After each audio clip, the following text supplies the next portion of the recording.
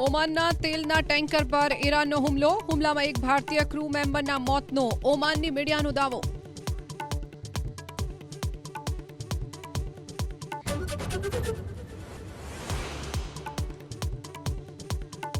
ભારત અને કેનેડા વચ્ચે મહત્વની સમજૂતીઓ. પીએમ મોદીએ કહ્યું, અમે શાંતિ અને સ્થિરતાનું કર્યું આહ્વાન. ડાયલોગ અને ડિપ્લોમસી થકી સમાધાનને સમર્થન.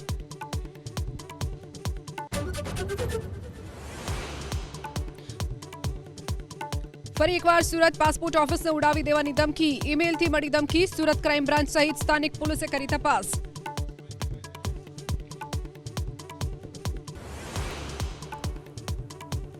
ઇઝરાયલના પીએમની ઓફિસમાં હુમલાનો દાવો. ઈરાનની સેના આઈઆરજીસીએ નેતન્યાહુની ઓફિસમાં હુમલો કર્યાનો દાવો.